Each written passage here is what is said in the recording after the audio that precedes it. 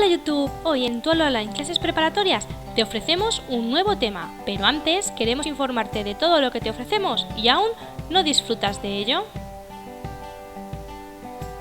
Compra los libros, sigue todos los vídeos por escrito con el material que tenemos en la web, pide información en contacto@tuaulaonline.es. Prepara la oposición. Puedes comenzar con nosotros tu preparación online y te proporcionamos el material actualizado, test, ejercicios extra, seguimiento y horario personalizado, solución de dudas, exámenes de otros años y preparamos cualquier comunidad. Ahora puedes prepararte el temario de forma gratuita con nosotros, pero como sabes, eso no es suficiente, necesitas test. Pide información, ya que vamos a lanzar un nuevo producto donde cada semana te llegan a tu correo 3 test de tu especialidad. Y ahora sí, tema número 7 de auxiliar de enfermería, es la parte número 1. Fisiopatología de la eliminación. Comenzamos con anatomía. Anatomía y fisiología del aparato digestivo. El aparato digestivo está constituido por un conjunto de estructuras y órganos cuya finalidad fundamental es aportar al organismo aquellas sustancias o elementos que le son indispensables y necesarios para el mantenimiento de la vida. Está compuesto por fragmentos o porciones claramente diferenciadas y adaptadas a las funciones que cada uno de ellos tienen encomendada. El tubo digestivo tiene una longitud de 10 a 12 metros aproximadamente. Las funciones básicas del aparato digestivo se pueden resumir en ingestión y trituración de los alimentos, transporte, digestión, absorción intestinal, eliminación de los residuos.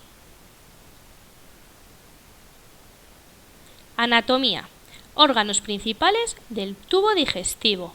Comenzamos con la boca. Las primeras acciones propias de la digestión se llevan a cabo en la boca. Está formada por una serie de estructuras que delimitan la cavidad. El techo de la boca, que está formado por el paladar duro en la parte anterior y el paladar blando en la parte posterior, formando el velo del paladar. El velo del paladar presenta en la parte media un engrosamiento denominado úvula o campanilla. Las paredes laterales están delimitadas por los carrillos y el suelo lo forman la lengua y una serie de músculos que dan movilidad a la boca. Se comunica en su parte anterior con el exterior a través de los labios y por su parte posterior con la faringe a través del orificio bucofaríngeo. Lengua. Es una estructura formada por un músculo esquelético cubierta en su superficie por epitelio, donde además se encuentran las papilas gustativas, que son el sentido del gusto. En su cara inferior de la lengua presenta un repliegue mucoso situado en la línea media llamado frenillo, que fija la lengua al suelo de la boca. La lengua presenta en su cara superior una serie de estructuras, las papilas caliciformes, que son responsables del gusto de los alimentos y forman una V en la parte posterior. Las papilas fungiformes también son gustativas y se distribuyen regularmente por la cara superior y los bordes. Y las papilas filiformes, que se distribuyen por los 2 tercios anteriores de la lengua y no son gustativas.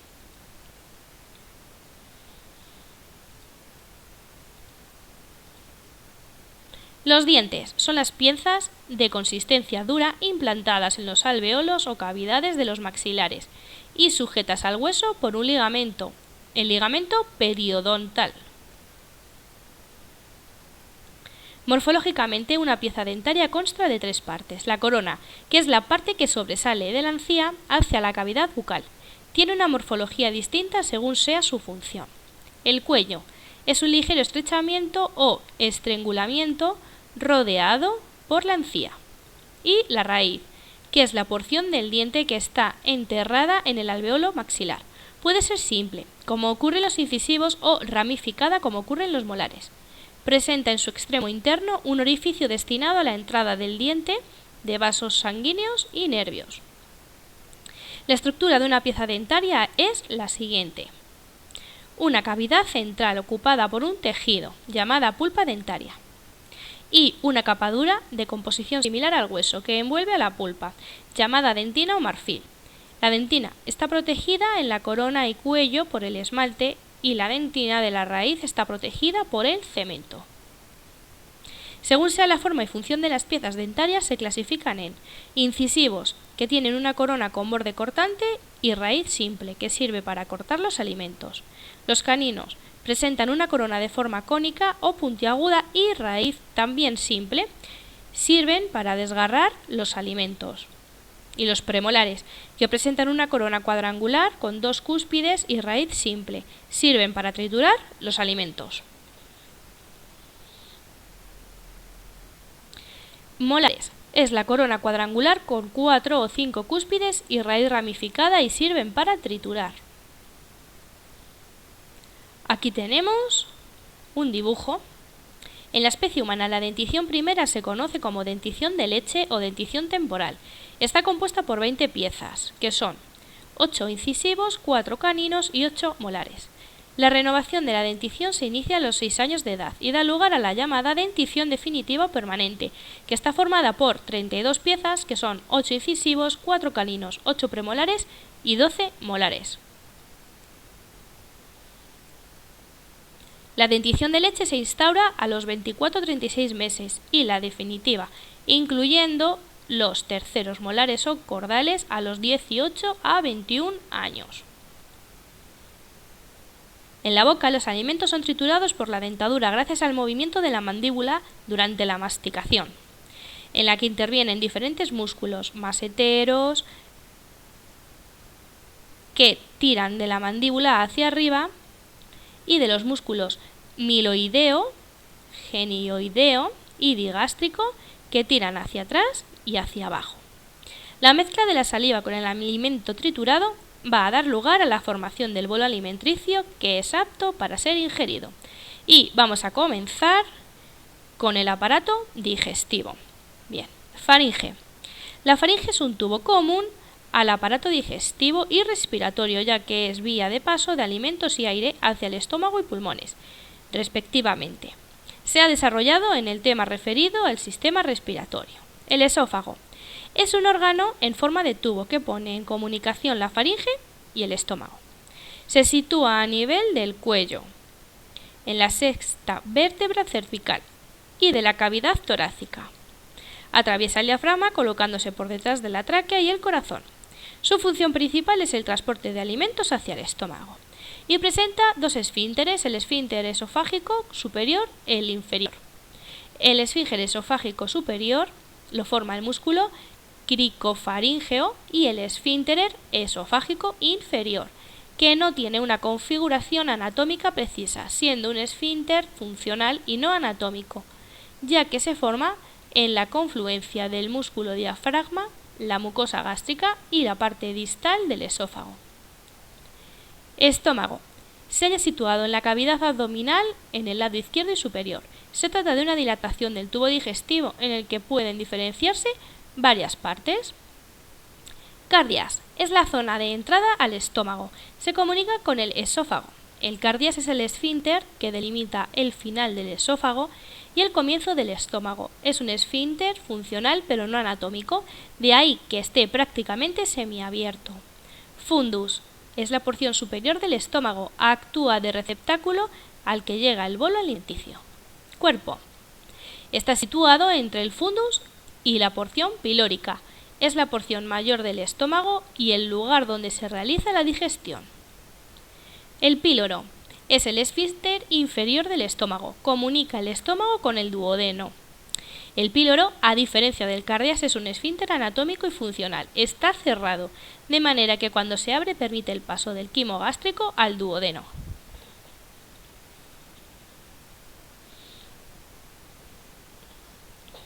El estómago presenta dos curvaturas, una mayor y otra menor, que se extienden desde el cardias al píloro. La pared del estómago, al igual que la del resto de fragmentos del tubo digestivo, está formada por 4 capas. Capa externa o peritoneo, de aspecto liso y brillante.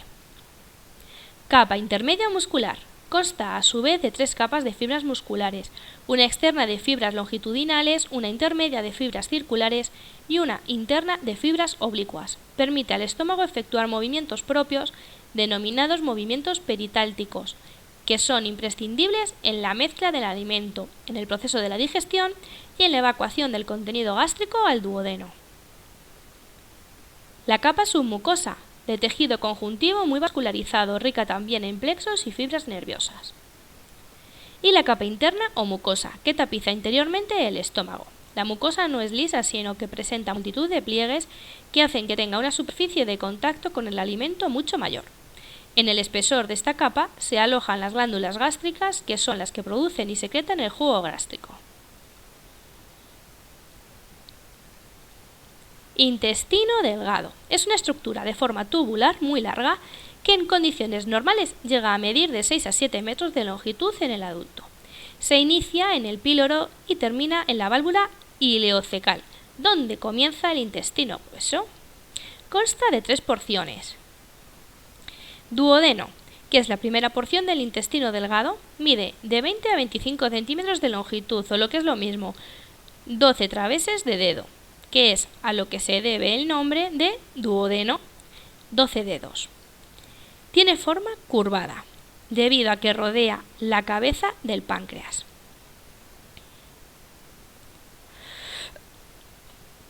En la parte media de la C desemboca en el conducto colédoco, vías biliares, que vierte al intestino la bilis, el conducto de Windsor-páncreas, que vierte al intestino el jugo pancreático rico en enzimas digestivas, y ambos conductos forman al desembocar en la segunda porción del duodeno una pequeña dilatación denominada ampolla de Vater.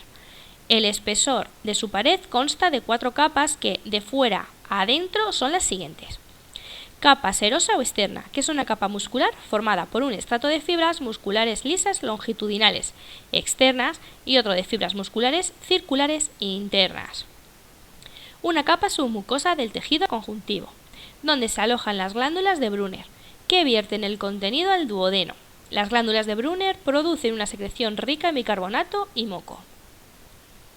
Y la tercera, que es la capa interna o mucosa, que se divide en muscularis mucosae, capa de músculo liso muy delgada, que es la lámina propia situada por debajo de la anterior y que hace de soporte de ella y de los vasos sanguíneos a la capa epitelial, que tiene función de absorción. Yeyuno y león. Porción del intestino dispuesta a formar de asas dentro de la cavidad abdominal. Tiene una longitud de 6 metros aproximadamente y termina en el ciego a nivel de la válvula ileocecal. La mucosa de esta porción está formada por una serie de pliegues que aumentan la superficie real de contacto, denominadas válvulas conniventes. Las válvulas conniventes están presentes en el duodeno y yeyuno, sobre todo. Además, presenta múltiples vellosidades y microvellosidades que aumentan la superficie de contacto. En esta porción del intestino hay también placas de Peyer, que son estructuras de tejido linfoideo que participan de la defensa inmunológica del organismo y glándulas productoras de enzimas digestivas. Intestino grueso. Se diferencia del intestino delgado en que su diámetro es mucho mayor que el aquel y su longitud menor. Se extiende desde la válvula ileocecal hasta el ano y tiene una longitud entre 1,5 y 2 metros aproximadamente. Consta de las siguientes porciones. Comenzamos por el ciego. Es la primera porción del intestino grueso, tiene forma de fondo de saco y se sitúa en la fosa ilíaca derecha. En su parte distante presenta un vestigio embrionario denominado apéndice. El colon, que está dividido a su vez en colon ascendente verticalmente desde el ciego llegado al borde inferior del hígado. Colon transverso, que cruza de derecha a izquierda la cavidad abdominal. Colon descendente, desciende verticalmente por el lado izquierdo. Y el colon sigmoideo, que tiene forma de S y comunica el colon descendente con el recto. Se encuentra situado en la fosa ilíaca izquierda. El recto es la última porción del intestino grueso. Mide 20 centímetros aproximadamente y consta de 2 porciones, una superior llamada ampolla rectal en la forma de dilatación y otra inferior de menor calibre, desde donde se abre al exterior a través del ano, presentando 2 esfínteres, el esfínter anal interno y el esfínter anal externo. Seguimos con anatomía y vamos a hablar ahora de las glándulas anejas. Las glándulas salivares. Las parótidas son dos, una derecha y otra izquierda. Se sitúan debajo del conducto auditivo externo y desembocan en la boca mediante un conducto denominado conducto esteno.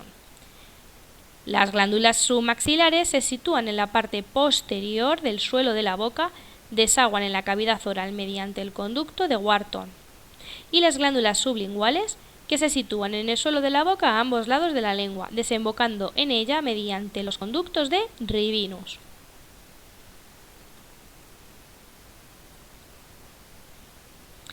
Existen varios síntomas y patologías relacionados con las glándulas salivares. Nos vamos otra vez para detrás y vamos a leerlas. Sialorrea o petialismo, flujo exagerado de saliva. Sialonco, tumor salival. Sialosquesis, supresión de la secreción salival. Y sialodoquitis, inflamación de un conducto salival con retención de la saliva. Ahora sí, vamos con el siguiente punto, que es el páncreas. El páncreas es una glándula alargada de unos 100 gramos de peso y unos 20 centímetros de longitud.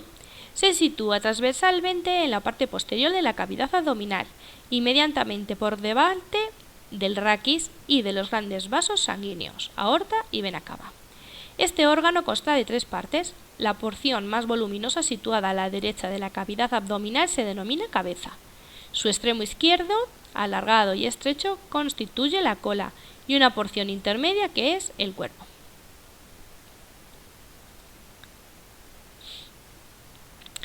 La glándula está atravesada por un conducto en sentido longitudinal que se denomina conducto pancreático. Este conducto se encarga de recoger las secreciones de la glándula y llevarlas hasta el duodeno, donde desagua a través de la ampolla de váter. El páncreas es una glándula mixta, exocrina y endocrina a la vez. El páncreas exocrino se denomina así porque sus secreciones se vierten a la cavidad abdominal y no al medio interno, es decir, a la sangre y líquidos extracelulares. Está formado por pequeñas unidades glandulares denominadas acinos. Cada una de estas unidades contiene células productoras de enzimas que intervienen en la digestión intestinal de los alimentos, células productoras de bicarbonato e iones.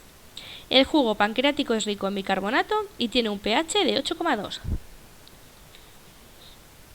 El páncreas endocrino está organizado en forma de islotes celulares, conocidos como islotes de Langerhans.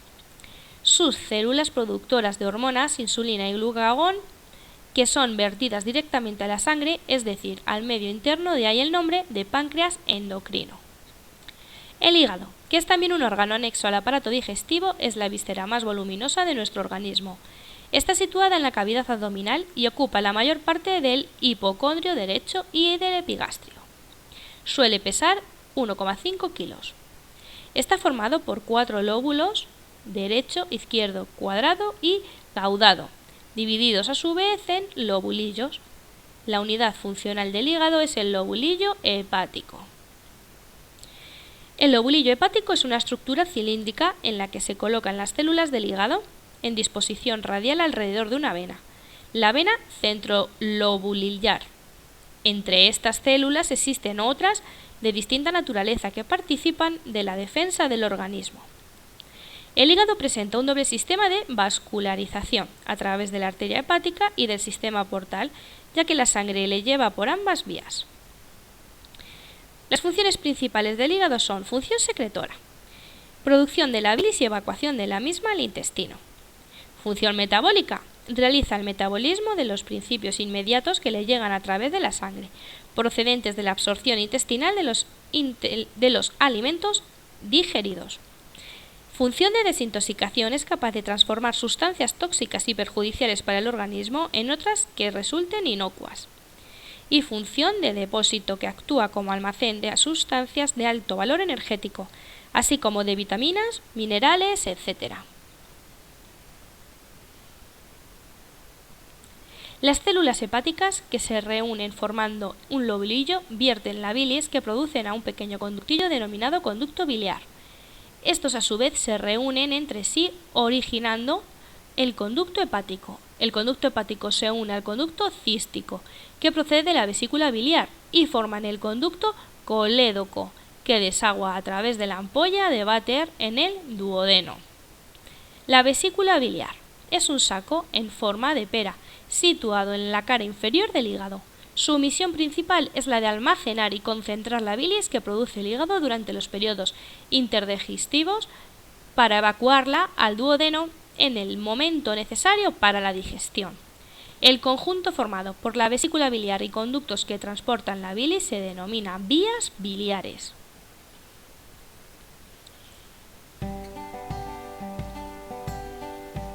¿Tienes dudas? ¿Necesitas que se desarrolle algún punto en especial?